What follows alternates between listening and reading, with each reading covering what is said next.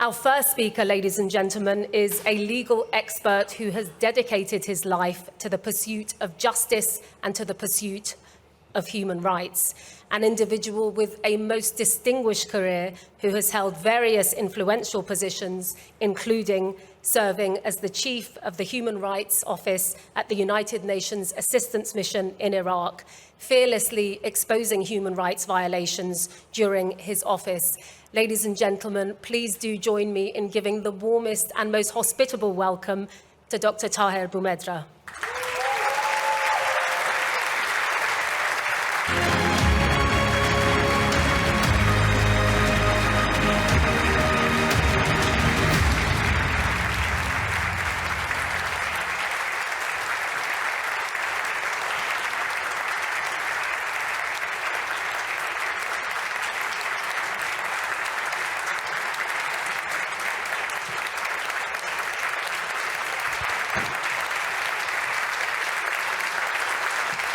Thank you. Madame Rajavi, President of the NCRI, brothers and sisters, friends, I would like to speak to you today on behalf of the families of the victims of the massacre of 1988, of the political prisoners. And as one of the founders of the association called JVMI, Justice for the Victims of 1988 Massacre in Iran, I would like to just give you an idea how I got to know the Ashrafis, the Mojahedin, because I spent my career in Africa. And when I went to Iraq, I know nothing about the Iranian Resistance movement, and I knew nothing about the Mojahedin. And when I arrived to Iraq, I was given an induction course about my mission as chief of the Human Rights Office of the United Nations in Iraq. It's a mission undertaken under Chapter 7 of the UN Charter.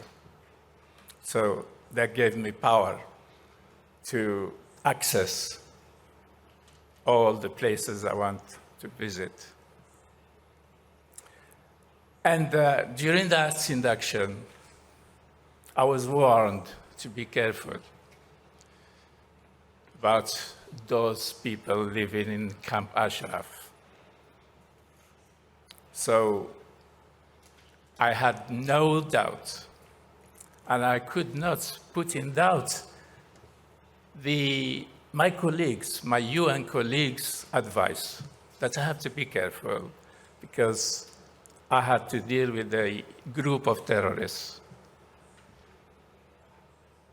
That was sometime in February 2009. And then I went on with my mission with all required professionalism, objectivity, and independence.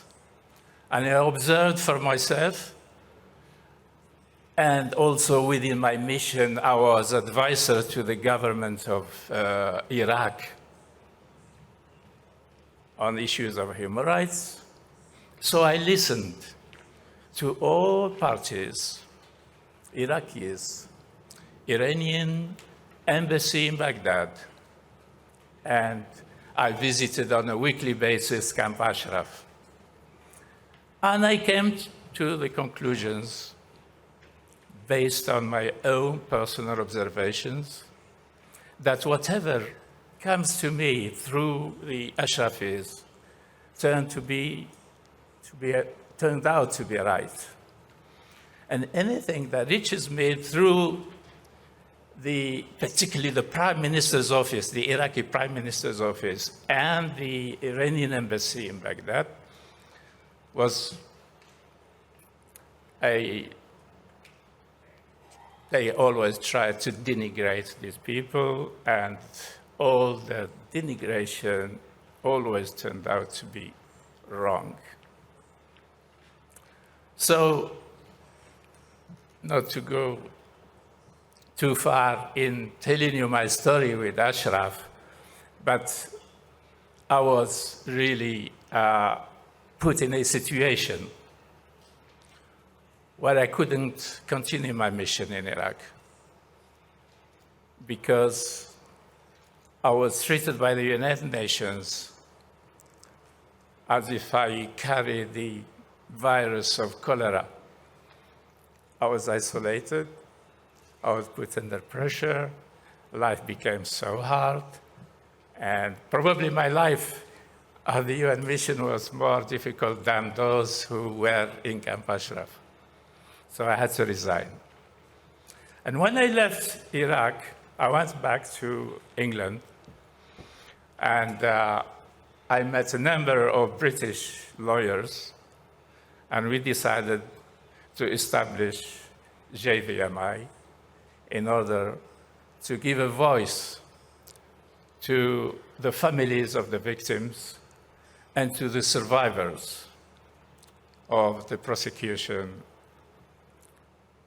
So we established a plan of action, and we put as a program for JVMI the documentation of the crimes perpetrated not only in 1988, but also the ongoing crimes that went on and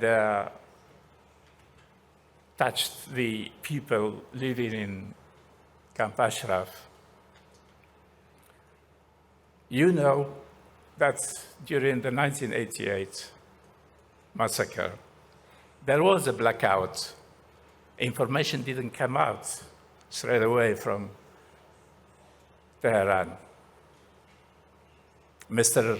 Masoud Rajavi did contact the United Nations, informed them about, at the time, about 800 victims already. And the Agence France-Presse, AFP, started talking about some movements, strange movements in the prisons, night movements. So there was already an alert. And the families of the victims started pouring communications to the then Special Rapporteur on the human rights situation in Iran. The then Special Rapporteur, and you all know, in the 80s, the human rights system within the United Nations was still embryonic. The mechanism we know today did not exist. And after a very shy report produced by the then Special Rapporteur, the whole issue went into oblivion. Nobody spoke about it for years. But in the roundabout beginning of 2000, the Grand Ayatollah Hussein Ali Montazeri, he wrote his memoirs and revealed a lot of things, and revealed how Khomeini has decided to get rid of the opposition by all means. And one of the letters, probably you'll find this in a document before you, one of the letters said to the son from Khomeini to his son, when his son asked about what to do about these prisoners, he replied to him, kill them all. Do not wait time within the procedural matters. Just kill them. So here we are, the supreme leader, Khomeini, he decided to openly call for a crime against humanity, a crime that could even amount to genocide. And it was not just for the Iranian opposition. You also remember the case of who wrote this book about Rushdie, Salman Rushdie. For his book, Khamenei decided that he should be killed. And he gave the mandate to anyone, not necessarily the judicial or the police, anyone who gets hold of Rushdie, he should kill him. So we could see that it's a regime, it's a system that is there to commit serious crimes, crimes against humanity, and the crimes that could be counted among the crimes of genocide. The United Nations, after so many years of keeping quiet about what happened in Iran against the political prisoners, the JVMI decided to revive the public awareness of what really happened. JVMI, based on the expertise of international lawyers, used very high standard for evidence and wrote a report naming over 70 leaders who participated in the implementation of Khomeini's fatwa. And we are very aware that the list is very, very long of suspect perpetrators. But we also know that crimes against humanity, genocide, are very, very serious crimes.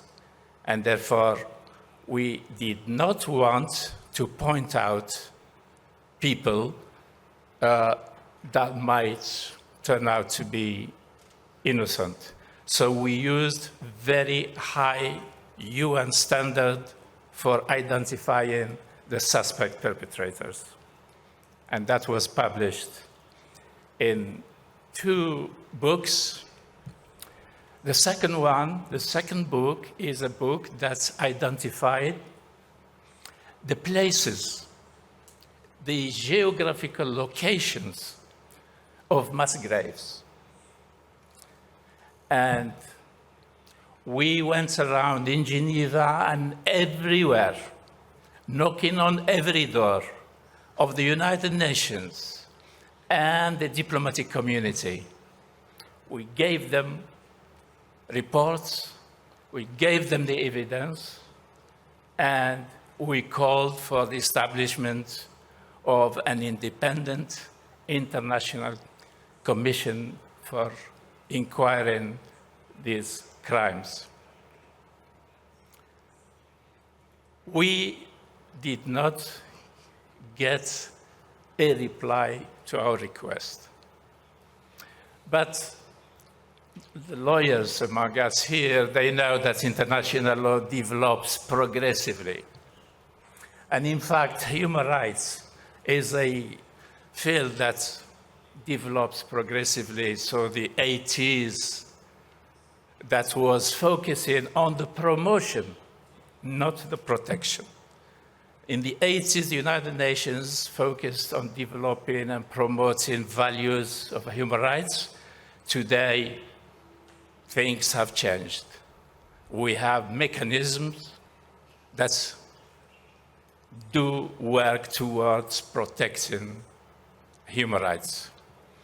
And I take this opportunity to thank very much the late Asma Jahangir, the Special Rapporteur on the human rights situation in Iran.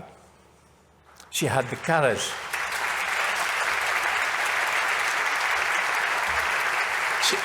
She had the courage to bring back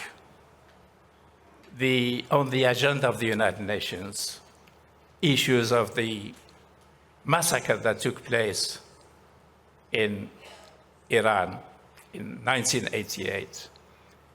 It's thanks to her efforts, thanks to her courage, that the Human Rights Council was officially informed that there is a crime against humanity that took place against political prisoners in Iran. And also, now that the issue was brought back to the agenda, her successors, the successors of Asma Jahangir, developed even further the situation. And also, I take this opportunity to thank very, very much the actual Special Rapporteur of the United Nations on the situation of human rights, Jawed Rahman.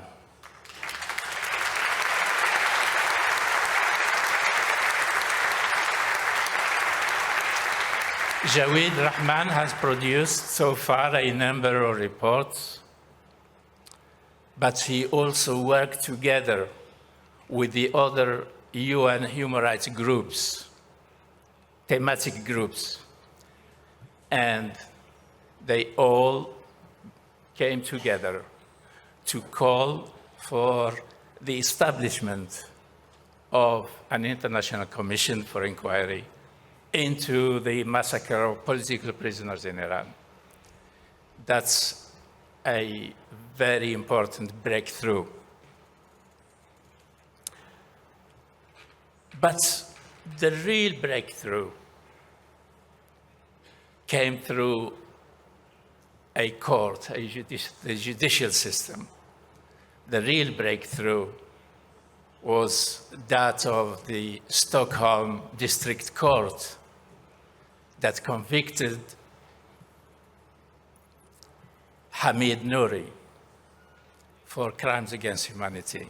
This is the first time ever a court of law prosecutes and convicts and sentences a person charged of crimes against humanity. So here we are again. We could see the developments, very encouraging developments. JVMI went into studying over 104 legal systems of individual states, searching for avenues to continue mobilizing the international community to stop the issue of impunity and to encourage the legal system to uphold the rule of law. Now, I'm glad to say that JVMI is not going to stop there. JVMI considers the case of Hamid Nouri as the beginning, but a lot will be coming, and the justice and the rule of law will prevail. Thank you very much.